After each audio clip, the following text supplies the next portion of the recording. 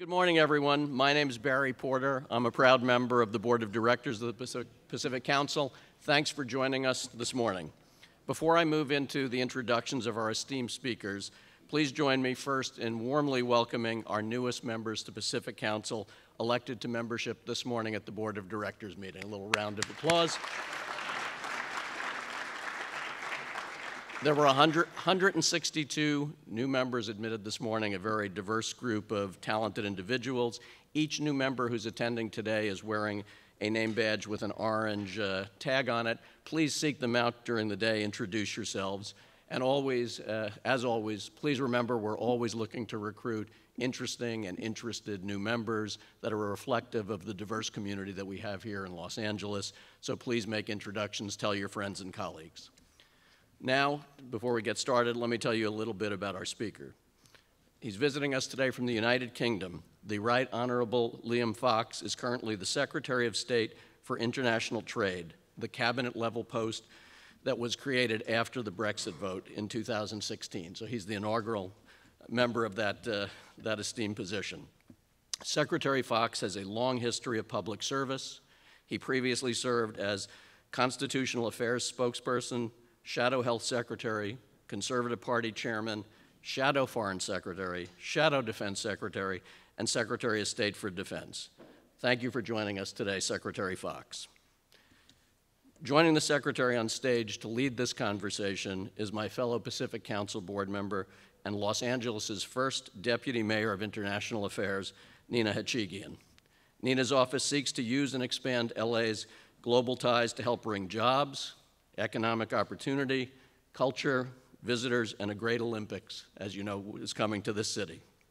Prior to that role, she served as the U.S. Ambassador to the Association of East Asian Nations from 2014 to 2017. Nina, we're so glad to have you here today. Now, without further ado, let me turn it over to our speakers.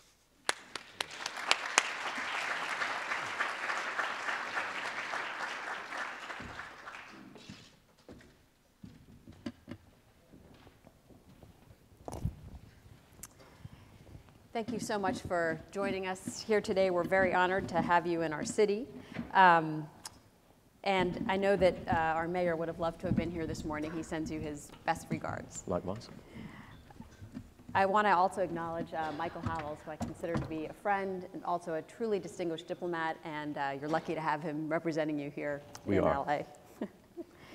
So to put it mildly, I would say that there is not today in the United States a strong political coalition in favor of international trade. And our president's rhetoric is only serving to strengthen the notion that the United States has been on the losing end of every trade deal we've ever entered into.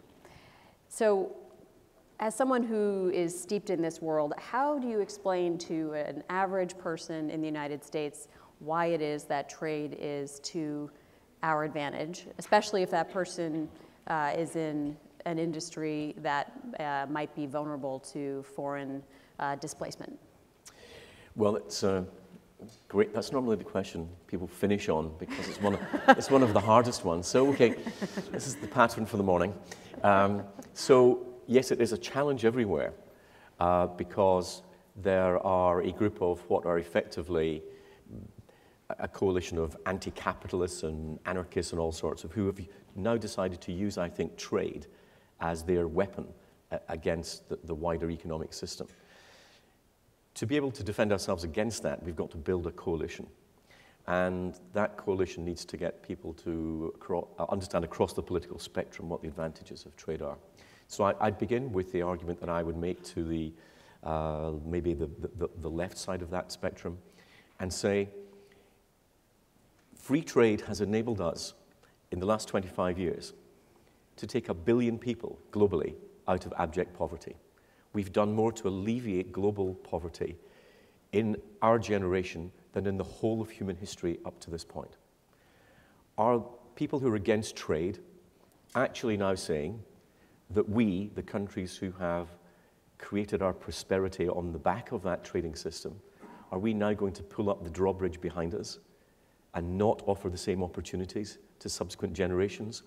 Because not only is that economically inept, it's morally unacceptable. So I think there's a strong moral case for trade.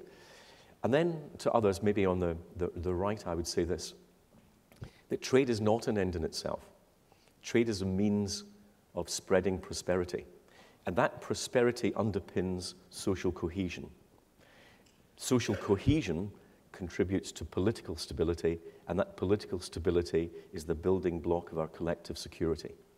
And I would say it's a continuum that you cannot break at any point without having bad consequences.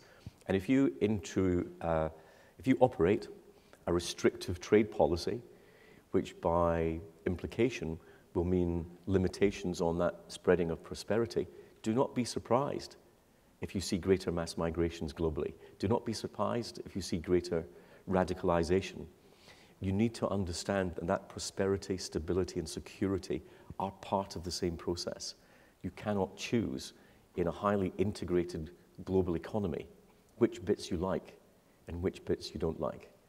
We have to understand that we buy into all of it and reject selected parts at our peril. Thank you. Just to push you a little bit, so, because I don't think it is just anti-capitalists and anarchists. I think it's actually, you know, there are losses. There are people whose jobs are outsourced. So if I'm a, you know, Sure. A mom and I was at a call center and now my call center's been outsourced to India, what do you tell someone like me? I think you have to look at the broader picture, and I think you need to look at the gains. Now, if you look at the Peterson Institute's analysis of NAFTA, for example, they will say that some of the predictions were correct, that some, especially manual jobs, were lost as a result, particularly in the south of the US to Mexico.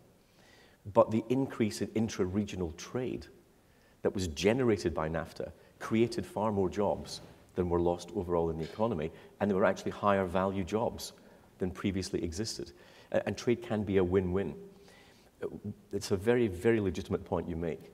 And the role of government is not to introduce protection, it's to introduce mitigation, to ensure that individuals who suffer some of that hurt from the process are helped through training, if necessary, through government intervention, to get back into new skills, to get back into that new generated economy. And I think that there is always an instinct to say, let's protect the economy from some of those forces. But those are the forces that will ultimately drive our own prosperity through innovation. And the government's job is to not try to resist those forces, but to help those who are unavoidably, at least temporarily, displaced by the process. And I think that's where responsible government comes in. Talk a little more about that link between trade and innovation. I think that's interesting. Well, as we open up markets, I mean, we can go into classical theory of reallocation of resources, but that ultimately is what trade does. It enables us to do the things that we do efficiently and well and profit from them. You know, we don't try to grow wine in Scotland for obvious reasons, climatically, but we do make great whiskey. And so we do what we do well. That encourages innovation in the sectors in which we excel. You look at areas like, to take a much more modern example, like fintech. At the moment, huge investment into the UK because the skills base is there, the experience is there. That will cause us to evolve in our financial services, and it will cause us to get a greater share of what's happening globally. The alternative, which is to say we don't like innovation in the sector, will simply mean it happens somewhere else. And I think this is the key element. I think that business has understood conceptually globalization much better than politics has. Because I think that business people see the opportunities that globalization brings. Politicians tend to focus on the downside rather than the upside, perhaps for understandable reasons. But the reality is there. And I think that, the phrase "over there" is the 20th century phrase, because in the modern economy, what is over there, inverted commas, today will be over here tomorrow. And we will not be able to avoid that. So therefore, we need to use the skills that we have and the innovation that is very naturally in the American people, I think, and in the United Kingdom. We need to use those natural advantages to drive into those areas where we can create new opportunities economically for ourselves, because it's not the government's job to protect jobs, I would argue, but it's the government's job to protect workers and make sure that people get the maximal opportunities. This country was built on innovation. This is an entire culture that is built on cutting edge, being bold, being innovative, and that's what it needs to continue to be, as do we. Great. Consul General Howells told me about a relatively new policy, I think, of overseas direct investment under your portfolio. Can you tell us a little bit about that and why you decided to follow that route? Well, there is an argument, and I hear this argument in a number of countries, that we shouldn't be encouraging our companies to invest overseas because that is the outsourcing of American/British/whatever jobs. That is to fundamentally misunderstand the nature of a global economy. So if you only welcome foreign direct investment into your economy, and like our countries, you are open economies that will see repatriation of dividends and profits. If you only have inward investment, then you'll create a current account imbalance. So you need, if you've got current account outflows, you need to counterbalance them with income flows back into the country. That means you want to encourage overseas direct investment. But in any case, I want to see, as I imagine the government here wants to see, I want to see UK companies becoming global brand leaders. I want to see our companies able to take advantage of unilateral market liberalization where it occurs.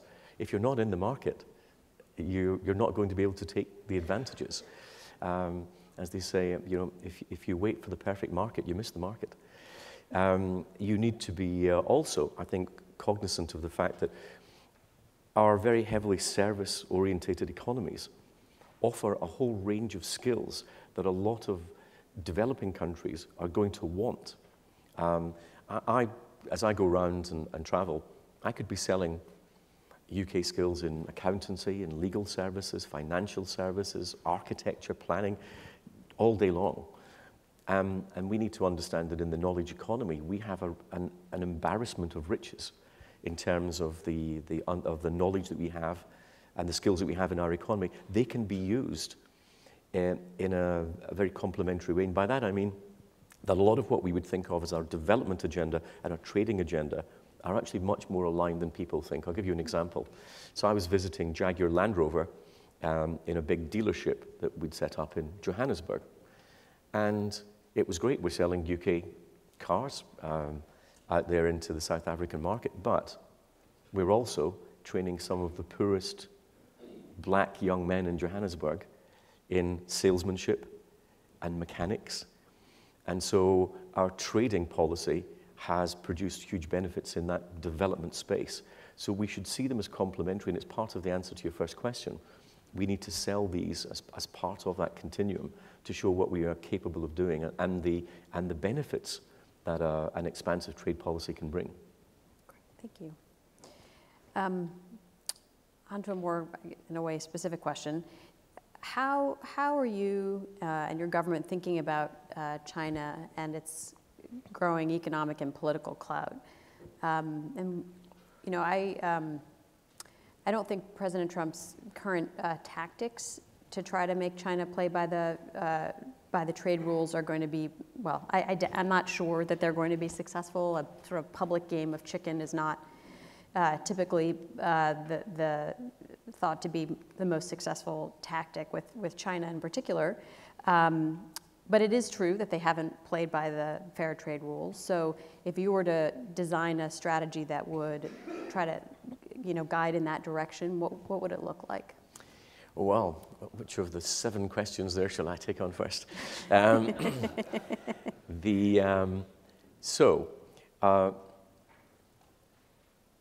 First of all, we need to commit ourselves to a rules-based system. That is key. The United States and the United Kingdom were key in delivering the creation of WTO. My view is if we hadn't done it then, we would have to do it now. Because the alternative to a rules-based system is a deals-based system, which is much more ad hoc, much less predictable, and I think would not deliver the benefits globally that a trading rules-based system does. There is no doubt that WTO needs updating. It's effectively a system that was designed largely for goods at the end of the GATT and the Uruguay round, and in a digital era where the massive expansion of e-commerce and where services are as much part of some of that goods trade, we need to change a lot of the rules around that. In my view, that is about rewriting the rules rather than pulling back from a rules-based system.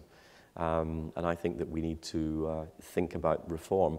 One of the 4 work strands that we have with the US administration at the moment in preparation for leaving the EU and taking up a free trade agreement is, what do we do at WTO? How does that need to be reshaped? And I'll come to that in a moment. As for China, there's no doubt that China has broken huge numbers of these rules. China's overproduction in things like steel was mind-boggling. We also lack transparency about what is actually state-owned and what is privately owned in terms of China.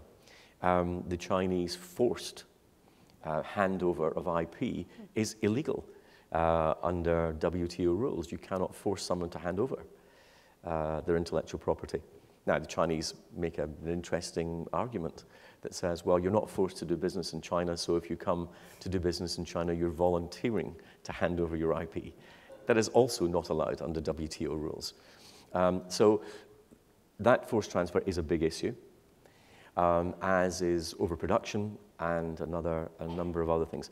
My view is that that's best handled by a multilateral approach. I think if you're looking for containment of China in that sense, then vehicles like TPP are a very good way of doing it by creating a trading mass that can actually contain some of that behavior. Then just looking at it from the Chinese perspective for a moment. So I've been in China 3 times this year so far. When Britain handed Hong Kong over to China in 1997, if you crossed the border, you'd come to the small town of Shenzhen, population 40,000. I was there 3 weeks ago, Shenzhen population 19 million plus at the present time. In that length of time, by 2030, China will have 220 cities of more than 1 million people. The whole of Europe will have 35. It gives you an idea of the scale of that. And as the former president said to me on a previous visit, I have to create as many new jobs per year as you have jobs in your economy. And so there are tensions in that system. Now, if you think about it, given the way that China needs to develop, China is going to require a huge number of the skills that we already have aplenty in our economies. And so it should be possible for us to come to agreements where we can provide a lot of those skills into that economy to help China develop in a way that we would want to see. That's not possible if you steal the IP of the services. It's not possible if you've got such a closed service economy as they have. And it seems to me that what we need to do is to say, you know, that there's a complementarity, if you like, in some of the economies. We would like to see investment coming from some of those big, Ping An, for example, the Chinese insurance company. We've got lots of companies that could do with capital investment, that's for sure. And they need a lot of those service skills that we want. So a discussion about how we can mutually benefit from an open system will deliver for us an awful lot more than the introduction of tariffs, which can only actually hurt our actual businesses over time. Okay, well, I agree. Which of the 7 answers did you want to have? Yeah, no, I'm sorry. Sorry to throw so much at you, but you know, we rarely have access to experience and thinking that you offer. So I want to, you know, get the most out of it. So in terms of, I'm just going to push you a little further on the China piece. I agree with you that in an ideal scenario, a reasonable conversation about how we complement each other, you know, could work. And I agree that tariffs don't seem to me to be the right approach, but it hasn't really worked. And you know, they are a member of the WTO. So just to play the devil's advocate, you know, we've tried that conversation, and it hasn't worked well for us. You know, to think about it in terms of maybe how our president does and his constituency. So, you know, we tried that approach, and it didn't really work out. Well, it's not to say that we have taken it to its full conclusion, because if we think that there is a case for China to answer, then we do take them to dispute at WTO.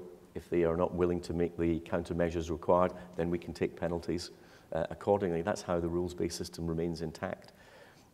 Do we have to have greater tools for transparency? Yes, we do. Do they have to open themselves up into greater scrutiny of how they do business, of how they measure business, of how they define private and public sectors? Absolutely. All that needs to be done.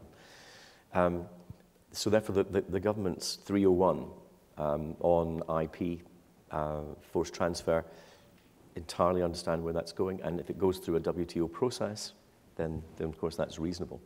I think our problem lies with the 232, which is the national security introduction of steel tariffs. And you know, just from the United Kingdom's point of view, we don't sell very much steel to the US. I think only 1% of US steel comes from the UK, and it tends to be high end. But to talk about introducing steel tariffs on the UK, when part of our steel that comes to the US isn't made in the US, and therefore would apply a price increase for something that isn't made here anyway, and that part of the steel that we do export to the US goes straight into the American military program, to then apply a tariff on the basis that we're undermining US national security doesn't really, in my view, pass all the tests. And my worry about that is it actually isn't going to harm China, who've taken down from 7% to 2% their steel exports to the US anyway.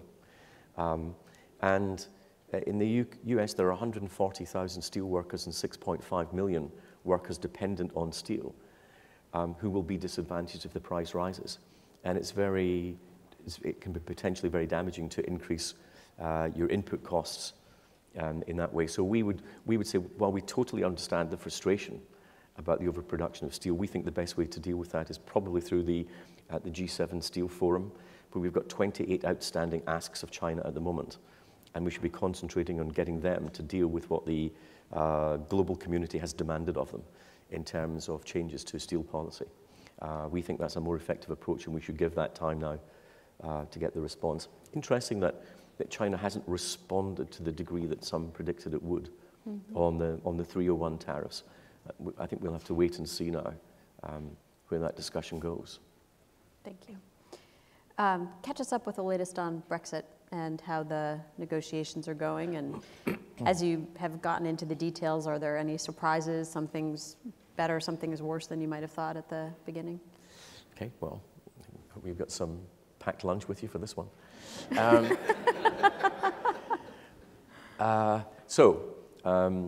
We voted to leave the European Union, and when we did so, the predictions were from those who didn't want us to go, that we would be voluntarily introducing some economic Armageddon to the UK. So we were told, you'll see 500,000 increase in unemployment, the country will dip into recession, and foreign investors will be scared away. What has actually happened? Well, my first visit when I was appointed to this job was actually here. And I was saying to the business community, don't worry, it will be fine. What has actually happened? Our employment rates are at an all-time high. Our foreign direct investment into the UK last year was the highest in our history. Our exports rose 12.2% last year. Our manufacturing order books are the highest since August 1988, on the back of that strong export performance, including our manufacturing performance, which is, we've had more quarters of manufacturing growth recently than at any time since the late 1960s.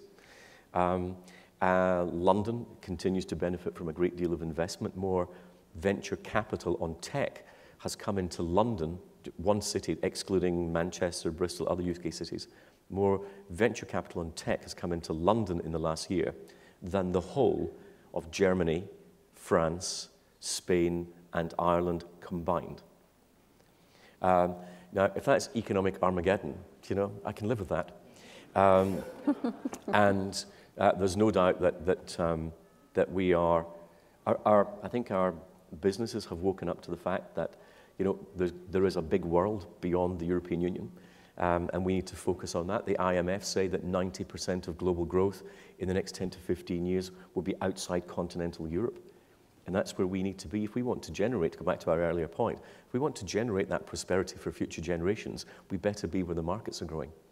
And if you went back to 2006, 58% of all our exports of goods and services went to the European Union. Today, it's 43% and still falling. And so we've gone from a position where most of our trade was with the EU to a minority of our trade with the EU, and that minority trade is still going down. So that's the economic backdrop to the decision and where we are in the economic system. So we leave the European Union on the 29th of March next year, 11 p.m. UK time. Not that I'm counting. And so at that point, we will be technically outside the European Union. We'll technically be a third country as far as the EU is concerned. But we recognize that we may have to make accommodations.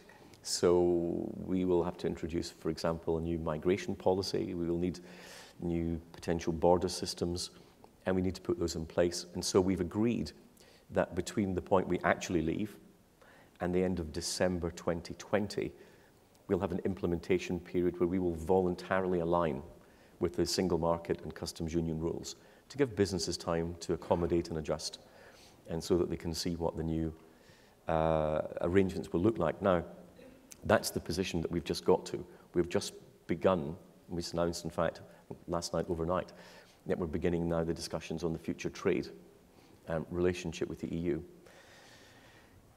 And we've got, I suppose it's a kind of a binary choice. We either have a political Brexit that's about maintaining the European Commission's view on ever closer union. In other words, Britain shouldn't be allowed to get the economic advantages it has now, because that might encourage other people to leave, which in my view is the language of a gang, not a club. Or we can have a Brexit that is about the economic well-being of our citizens. Now, what has been one of our biggest problems with the EU is actually potentially one of our advantages in that discussion. And I mean this. So the so-called single market has been much less successful for the UK than most other countries in the EU. So Britain's trade with most countries in the world is about 50% goods, 50% services. With the US, it's 55 services, 45 goods. With the EU, it's 62 goods and 38 services, because there's no single market in services. So in other words, the EU gets full access to the UK goods market, but we don't get a reciprocal access to the EU service market. The consequence of that is that we've got a £17 billion surplus in services with the EU. The EU has, wait for it, a £102.5 billion surplus in goods with the UK. So will we come to an agreement? I think the economics are overwhelmingly stacked on one side for the following reason.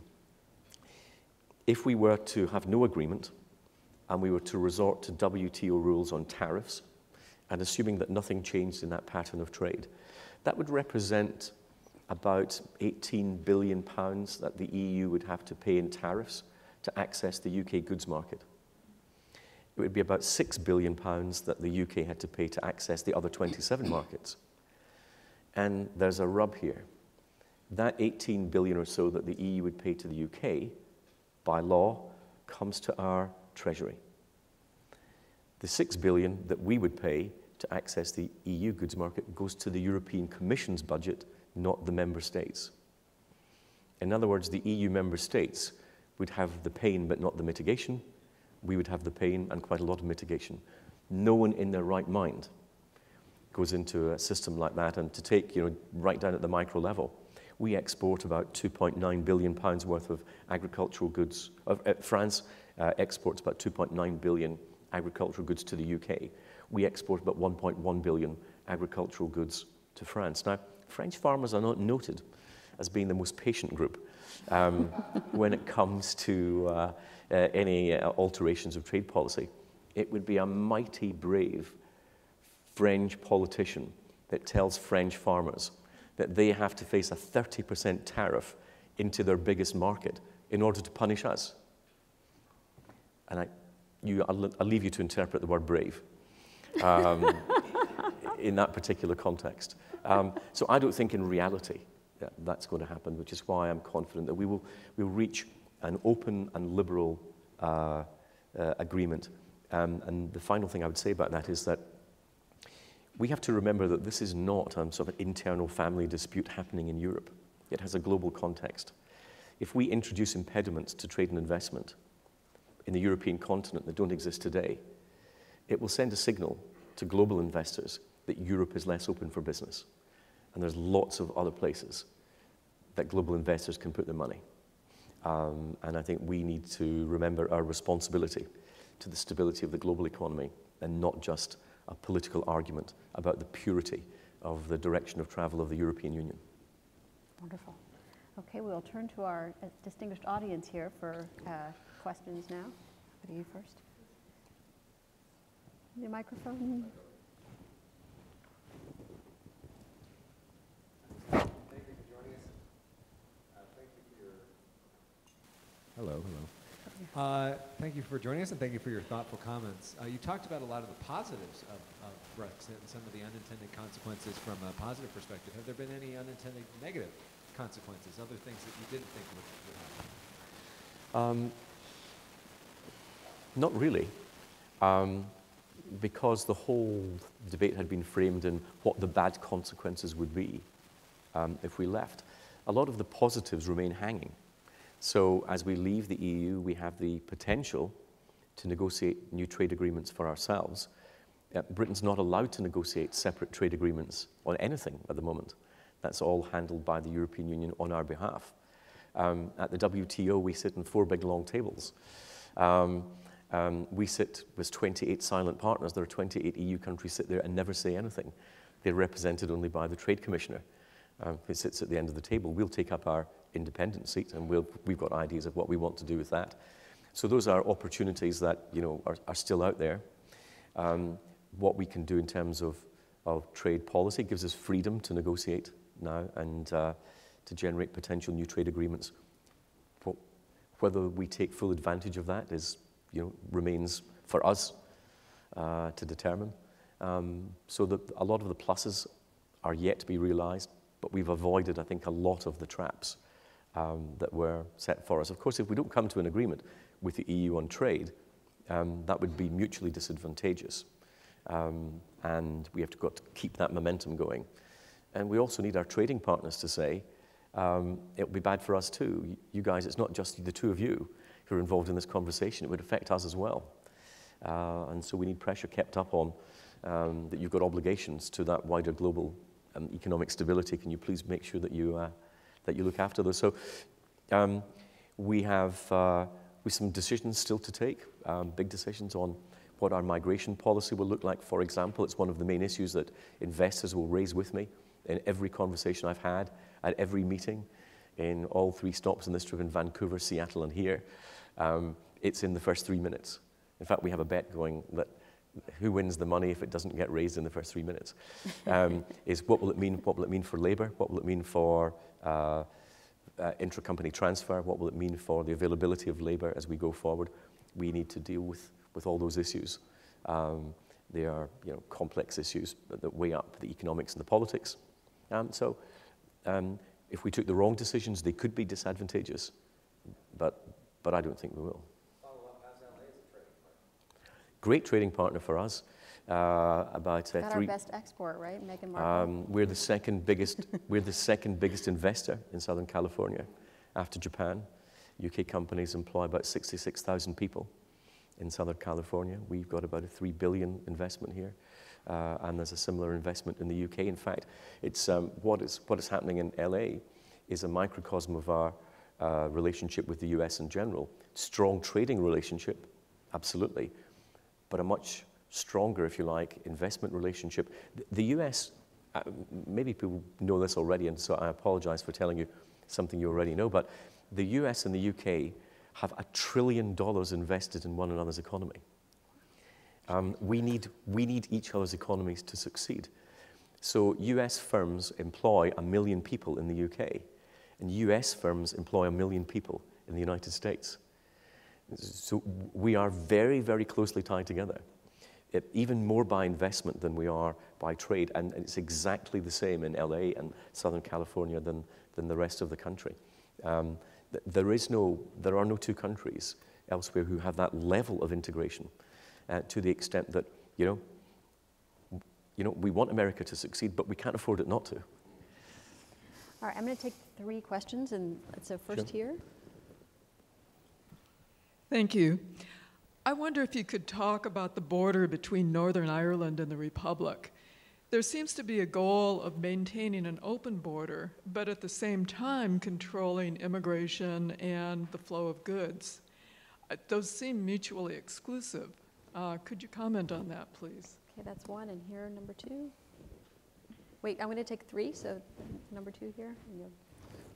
Well, that was my question, actually, about in border in I can have another one for free. But I do have another one. One would be the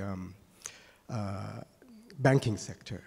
The prospects of the banks based in the UK, especially London, to have the passporting rights to do direct business in the EU. And another short question would be,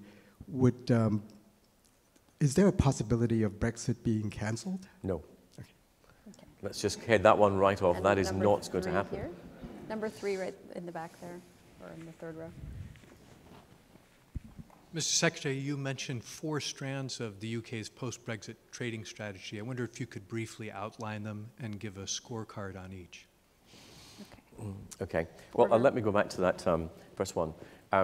So the people in the UK, in the largest numbers that they've ever voted for anything, voted to leave the European Union. The government triggered Article 50, which was voted on by Parliament and overwhelmingly passed to give effect to that. We had a general election where both major parties were committed to seeing through the result of the referendum and received the biggest share that the 2 major parties have had together in any election since 1970. Now, what do people not understand about the following words? Democracy, binary, referendum. Okay? It's not going to be reversed. Now, Parliament may decide that it wants to vote against the deal that the government comes to, in which case we'll leave without a deal. But we're leaving, so it will be up to Parliament to determine whether they want to give effect to the government's negotiation. We think that with the situation in Ireland, we of course want to see full access, particularly to Ireland's exporters, because the UK is by a mile the most important market for Irish producers, and that's best done by maintaining a completely open and liberal trading agreement as we have today, tariff-free, and that's what we want to see. In terms of immigration, it's slightly less of a problem than it might be, because Ireland is not a member of Schengen.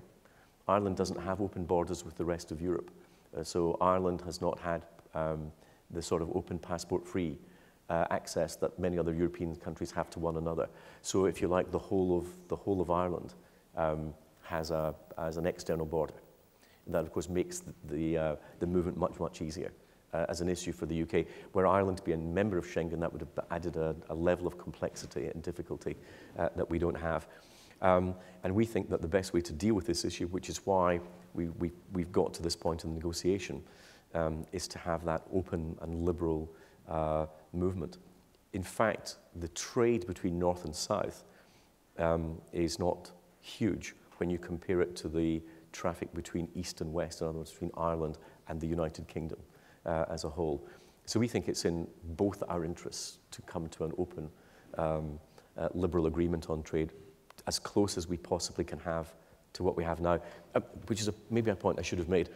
In a normal trade agreement, we would be negotiating from a distance apart, and we would negotiate and negotiate till that distance got smaller and smaller. That's the mirror image of what we're doing with the European Union. We don't just have equivalence, we've got regulatory identity. We're already beginning in exactly the same place. So all that can happen is we stay the same, or we move further apart, and we don't see what moving further apart does, other than create difficulties we don't otherwise have to have. So, and interestingly, Bertie Ahern's intervention a couple of days ago, I think, was very constructive, saying that the solution is there for us all to have, and people shouldn't be introducing unnecessary difficulties into that. In terms of the city and banking, well, you know, again, when I was last here, people were saying, is this the end of the City of London?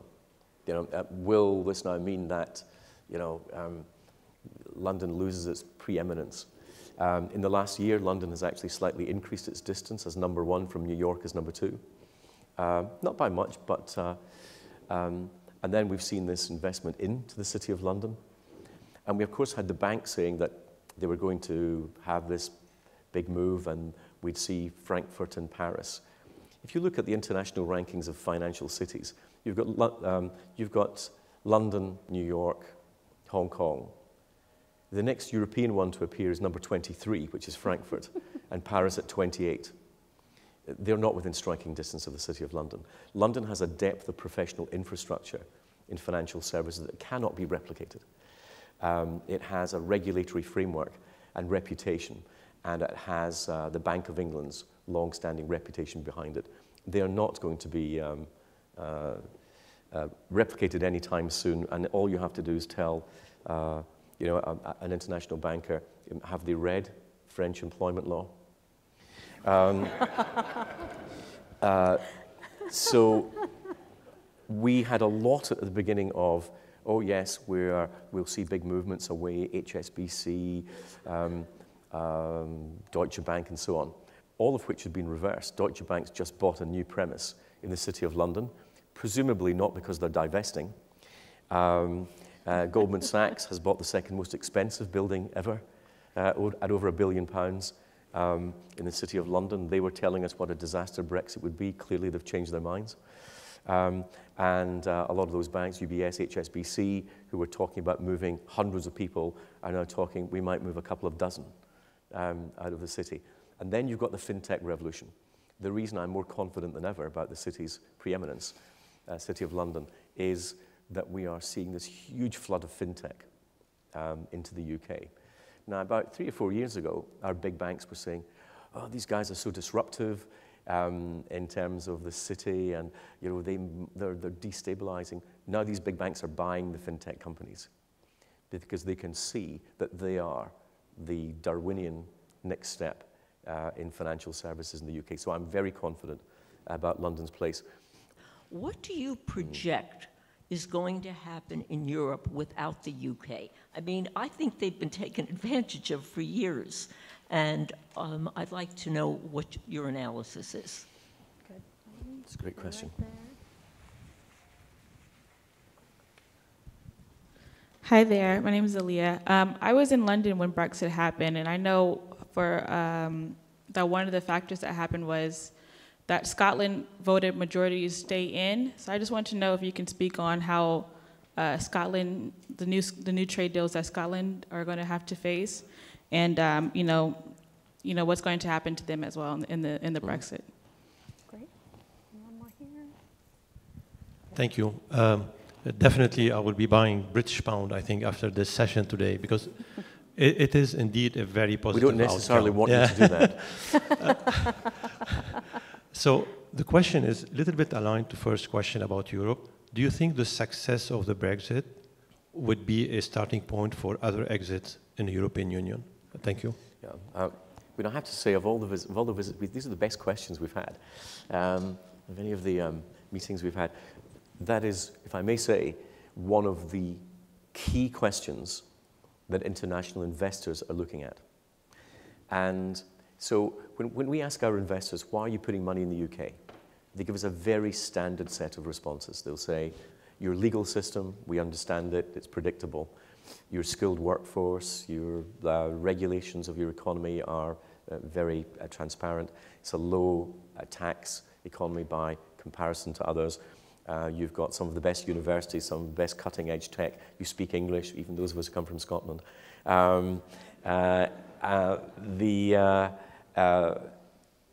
It's a great time zone for trading. Recently, 2 have been added, both of which sort of are alluded to in your question. Number one is companies will come because they say IP protection in UK law is the global gold standard. Therefore, that's why you're getting so many startups, especially in the tech sector. The other that we've been picking up maybe since about October is people, investors saying, we know what the UK looks like, and we can now, nearly 2 years since the referendum, we can see the direction of travel.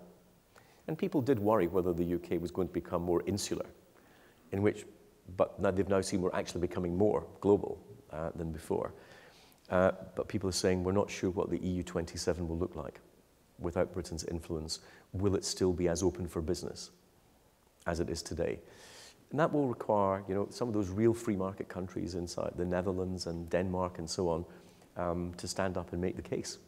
For those, Britain's been making that case, and as the 5th biggest global economy, it's quite easy for others just to follow the UK example. They'll now have to lead, not follow. And so it will be absolutely key for the future prosperity of Europe that they remain an open market, not just for us, but globally. So I think it's a very, very key issue. As for Scotland, well, of course, trade is not a devolved issue. Trade is a reserved issue. In other words, it's the UK government that determines trade policy. So the Scottish Parliament, the Welsh Assembly, they don't determine trade policy. That's for the UK government. How they implement it sometimes is, and that's fine. But in terms of where Scotland comes in the wider question, so I'm a passionate believer in the United Kingdom and was a passionate opponent of separatism and of Scotland being independent. And there are those of my friends who said, Brexit will mean that Scotland is much more likely to break away from the UK. I said, exactly the opposite will be true. Because while some Scots may have been willing to vote for independence while they were still within the European Union, I think they were much less likely to vote for it when they were outside the European Union. And that, of course, is what we found at our general election. We saw a big reduction in the vote for the Nationalists and a big increase in the vote for the Conservatives. We've now got twice as many members of Parliament in Scotland as the Labour Party has, which is, not sure I'd have put a lot of money on that one as a bet some time ago. But what it's done is it's made people understand the value of the United Kingdom. Scotland sells more goods into the rest of the United Kingdom by a huge margin than it sells into Europe. The biggest single market that matters to Scotland is the United Kingdom. And I think a lot of those arguments are now much more settled. And then, again, that argument, what does the EU27 become? And I think this is a real pivotal moment for Europe. And I think there are some fairly tough decisions to be made here. My view, it's a personal view, is that the concept of ever closer union, developing a supranational identity that will dissolve out the concepts of national identity. I mean, how many bits of evidence do you have to have that that's not working? So you've seen the rise of the Front National in France, AfD in Germany, of the right-wing parties in Austria, now Italy. They're not blips, they're a trend. And my view is that if the European Union doesn't understand that countries don't want an identity applied to them,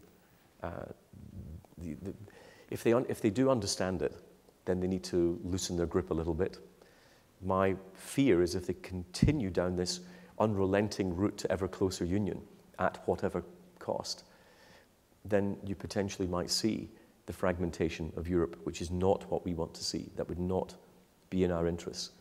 And I was trying to explain to an audience in Seattle why constitutionally I was a leaver in the referendum and in the campaign.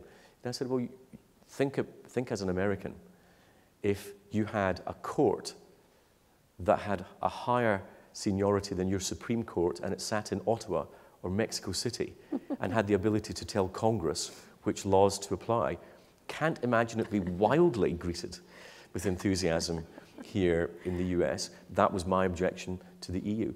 And that is, it is, for me, it was always a constitutional issue about who governs than anything else. I think it will continue to be that. And I think this obsession with continuing down what was a 1950s roadmap, for entirely understandable reasons, is not appropriate in the global economy that we find ourselves in the 21st century. One more question.